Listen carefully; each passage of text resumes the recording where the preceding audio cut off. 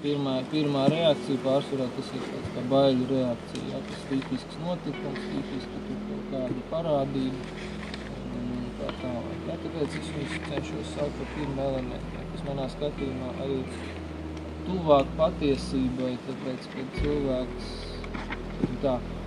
tas, ko mēs neizprotam, no tā mēs arī baidām. Nu, es ierados šo nometu, tāpēc, ka es gribēju noskaidrot patiesību sakot savu dzīves mērķi, vispār saprast, uz kurieni es eju un kā man uz turieni ātrāk un efektīvāk tikt.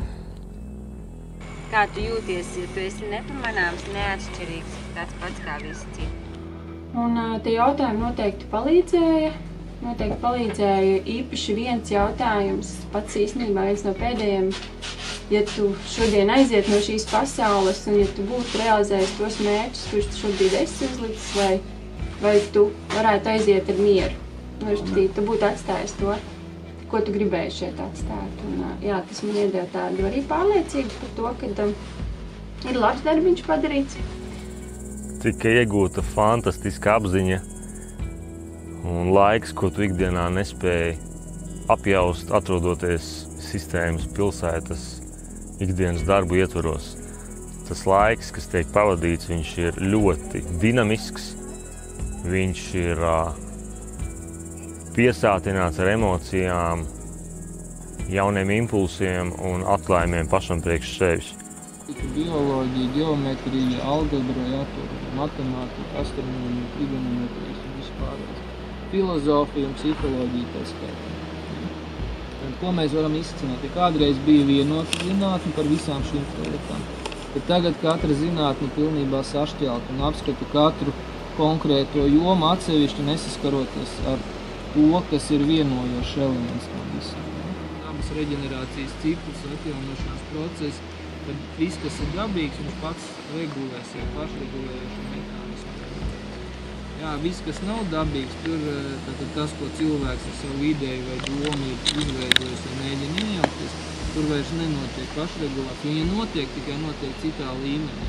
Jā, bet tajā līmenī, kurā mēs iejaucāmies, vairs nenotiek pašreģenerācija. Mūsu apziņā ir tik liels potenciāls, kas var atvērt tik tiešām tik daudz durvju, un mēs varam īstenībā pilnīgi savādāk sākt skatīties uz pasauli, uz visu, kas mums ir apkārt, uz dabu. Savu iekšējo pasauli vairāk atzināt.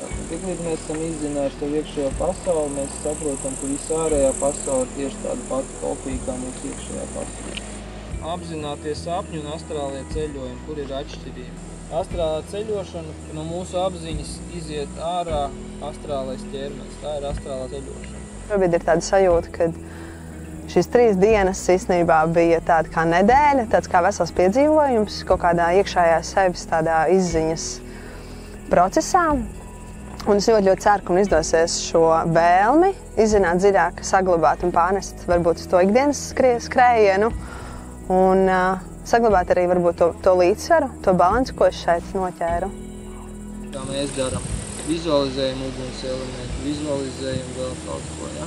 Un tikai tad, ja mēs sajūtam to sajūtu, tas nozīmē, tikai tad mēs sākam nodarboties ar apziņas praksi, kad mums fiziski sākam just kaut kādus procesus savā ķermenī.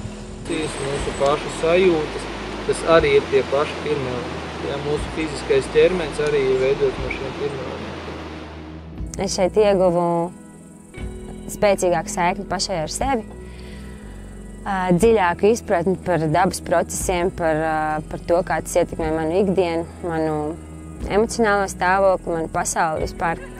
Un ļoti vērtīga informācija un zināšanas par to, kā man efektīvi vai efektīvāk realizēt un sasniegt savus mērķus dzīvē.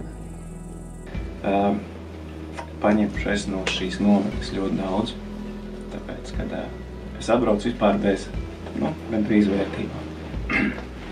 Tagad viņas ir saliktas ļoti spēcīgi, pārliecināti, uz ko es gribu tiekties.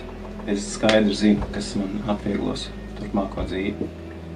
Mums jābūt atbildīgiem par mūsu dzīvēm, par savu veselību, par sabiedrību, kurā tu esi, kurā tu dzīvo. Man liekas, vienīgais, ko var novēlēt, ir nedomāt pārāk daudz un vienkārši pieteikties, atbraukt, paskatīties pašiem, jo es nepazīstu nevienu, kurš nožēlot, ka viņš ir šeit bijis.